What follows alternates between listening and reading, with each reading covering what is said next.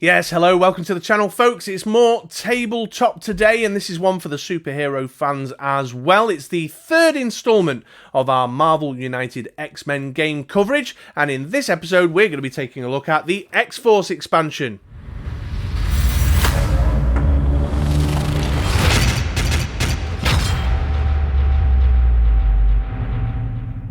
Okay, folks, well, we're now going to take a look at the Marvel United X-Men X-Force expansion in this particular installment. But before I go any further, time waits for no man. I had a little sip of water between recording sections, and as you can see, I don't know how I managed it, I managed to spill a load of water over the mat there. But let's just open the door, give you a little peek inside. My kids are out for a limited amount of time. I have to get this recording done now, so we're going to have to just live with the water spillage across the map. So there you go, welcome to Brit Roller 6 Towers. But here we go, here's the X-Men X-Force expansion pack.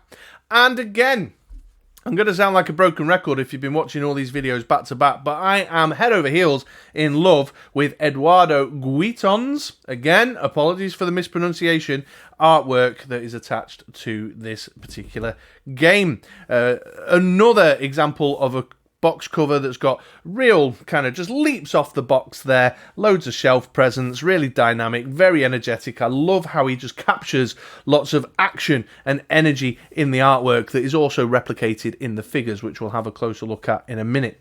So great box there, great box art there.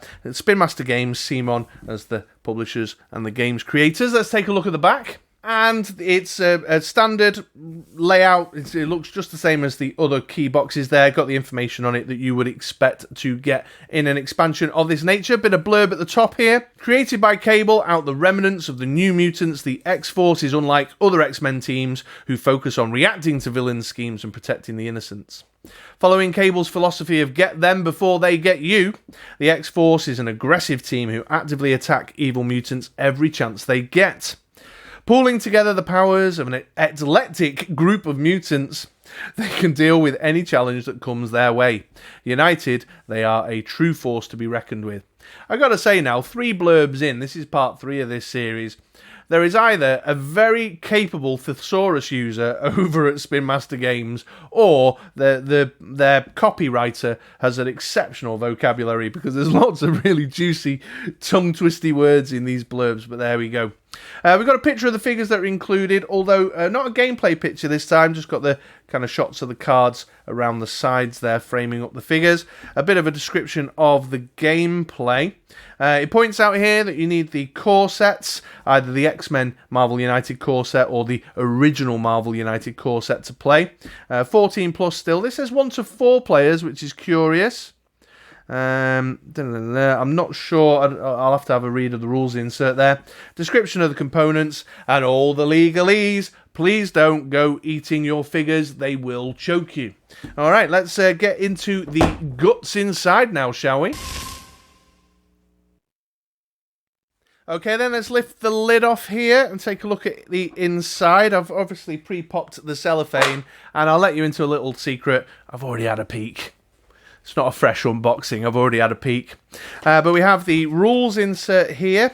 Looks like it's just a single page to describe the hazardous location challenges.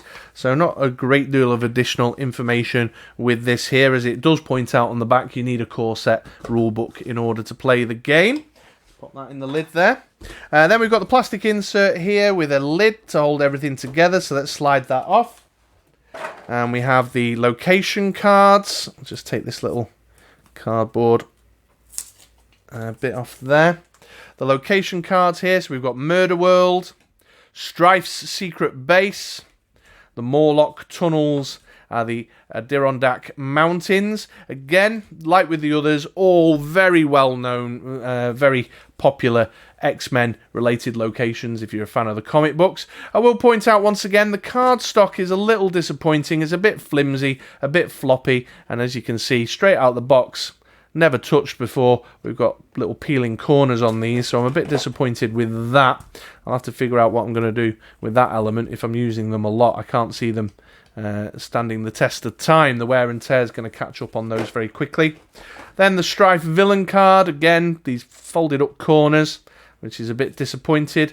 But you've got a Strife's villain card there, and then the additional rules and information on the back. A row of figures across the top here. We'll take a closer look at those in a minute, but these look really tremendous. They are absolutely one of the big selling points of this line, the Marvel United line, and each figure's got their own specifically moulded area. And then the deck of cards here, I'll just pop that cut along the seam off camera. There we go, just did a little slice along the seam there to get into the packs a little easier. Oh, Gordon Bennett, he says, a little easier, in theory. And then we have the little deck of cards for each of the characters. So there's Cable, great artwork on there.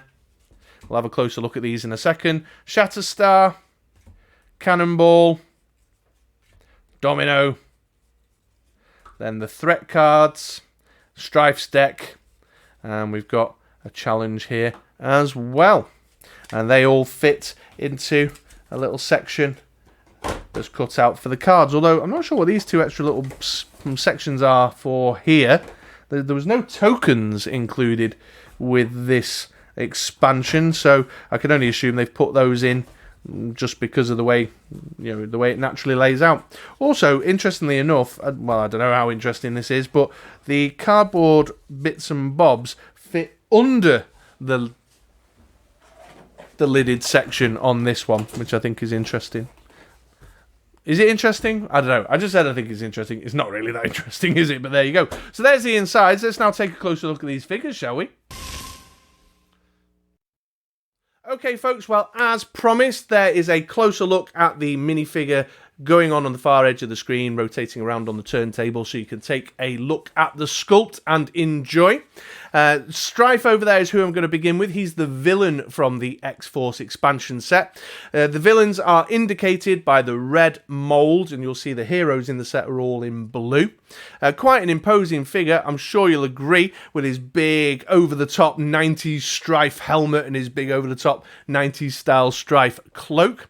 As a villain, he comes with a villain card, which has got the starting information on it, and then the special rules and such like on the other side. He's got a villain deck with all his villain actions in it, an extra challenge there, and then his threat cards.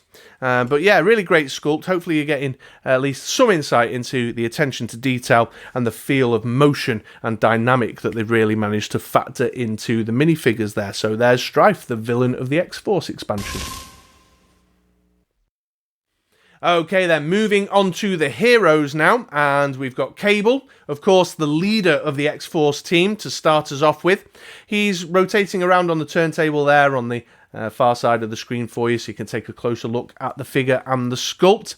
He's moulded in blue. Blue is to indicate the heroes. That's the standard across all the game and the expansions. Strife, obviously, as I mentioned before, is in red to indicate that he's a villain. As a hero, he gets a hero deck here. These are indicated by the character artwork on the back of the card and the coloured background. There's some additional artwork on the other side as well. We've got Cable here. Looks like he's stepping forward and, I don't know, threatening someone with his fists, it looks like. You better watch it, son, he's saying. So there's Cable. Then we've got Cable using his psychic abilities. And as we well know, certainly if you've watched any of my other installments, you'll be aware of this, that the golden rule here is if you're a telepath, a telekinetic, a psychic, whatever, you must touch your temple in order to use your powers. That's the only way you can activate those mutant abilities. Then we've got Action Shot Cable using his weaponry, firing off some shots there. And then we've got the Cable here in his kind of action pose, which is the image that's being used for the figure sculpt. And his abilities there are Psychic Mastery, Techno-Active Manipulation, and Techno-Organic Physiology. So there we go. Yeah, there's the Cable cards. Now, the Cable figure is an interesting one to me. I'd probably say that out of all the figures I've seen, there's an awful lot, and there's many of them that are really tremendous. This is my favourite. I think the attention to detail is just outstanding. Like the big old 90s battle cannon, all the detail, all the pouches, classic 90s Cable with all the pouches, which of course is X-Force, and ammo belts and bullets hanging off him everywhere. He's even got the little scars over his eyes there in the sculpt. I don't know if the close-up cam there is doing that justice. But one thing I did notice I mentioned this in a couple of the other videos, that scale seems to have been very important. So larger, beefier characters are scaled up and moulded in larger, beefier figures. Smaller characters, the example I used was Sabretooth and Wolverine. You know, Sabretooth is traditionally much bigger, more muscular, more imposing, and Wolverine's often referenced as quite a short, stunty guy in the Marvel Universe, and the characters scale up. Cable looks quite small, quite stunty, and that's not how I imagine the character. That's certainly not how I remember him depicted in any of the comic books or in the cartoon.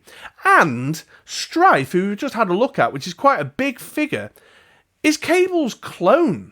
Surely the figures should be the same size. So that one's bothered me a little bit. I really like the Cable sculpt. I think it's outstanding. But the size, he seems too small. Anyway, there you go. Just a little note, little side note from Chris there. Moving on then, and the next hero on the list here is Domino. I've got her rotating around on the close-up cam for you to take a closer look at the figure. Cable's somewhat second in command. She's a hero, so she's in the blue mould, and like all the other heroes, she's got her hero deck here as well, as indicated by the character art on the back of the card. We've got Domino casually popping some shots off there, not even looking at what she's shooting at, because she knows full well with her good luck mutant ability that those are going to be landing.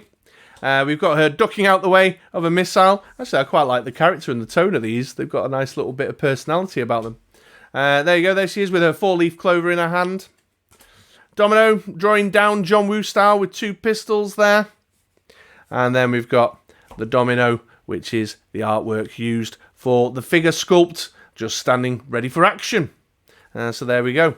Another lovely, what's the name? A Master Assassin and Probability Manipulation. There's her special powers there.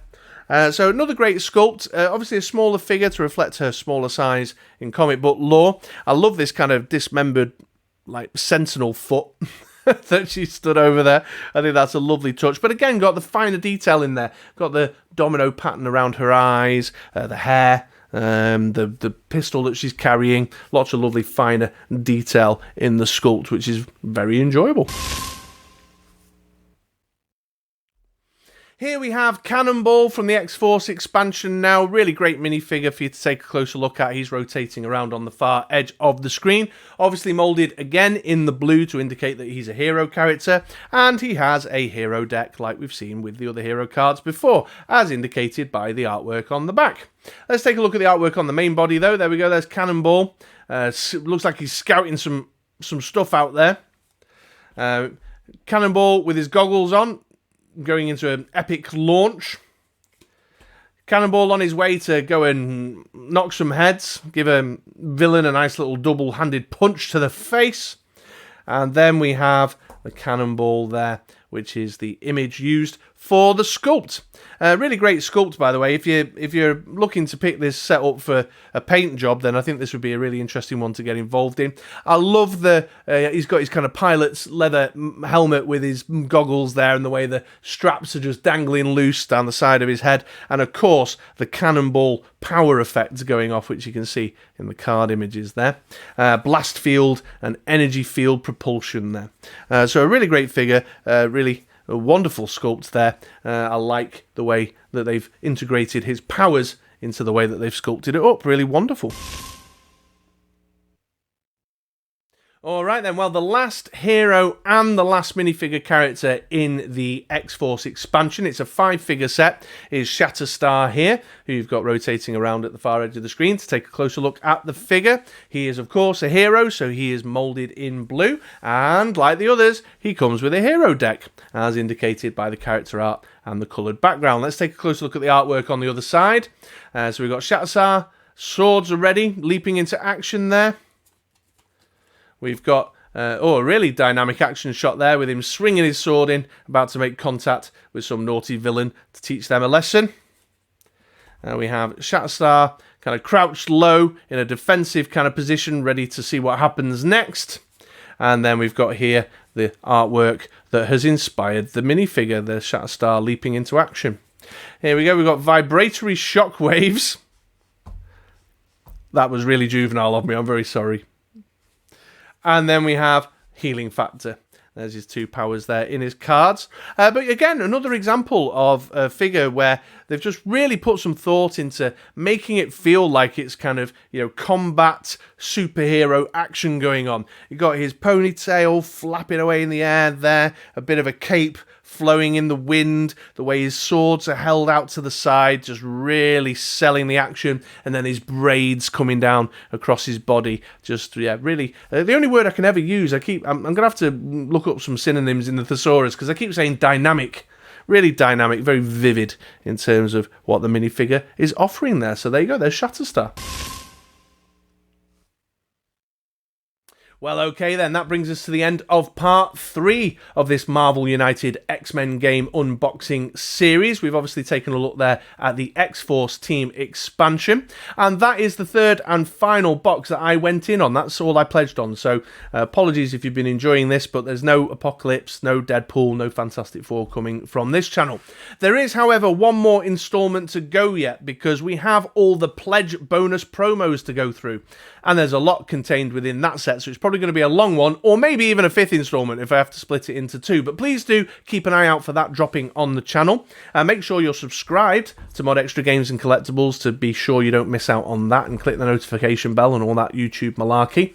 Please do give us a like also for this video as well. A lot of time and effort went into this, and I hope you enjoyed that time and effort. One thing I'm particularly interested in, I've asked on all the installments here, is whether the close-up cam was a useful element, whether you liked the turntable showing the closer look at the figure. So please drop into the comments down below, give me some feedback on that. I'd love to hear the good, the bad, the ugly, and the constructive from you. Okay then folks, well, I've been Chris, this is Mod Extra Games and Collectibles. I hope you have a tremendous day, and I look forward to seeing you around these parts again sometime soon. Alright, take it easy folks.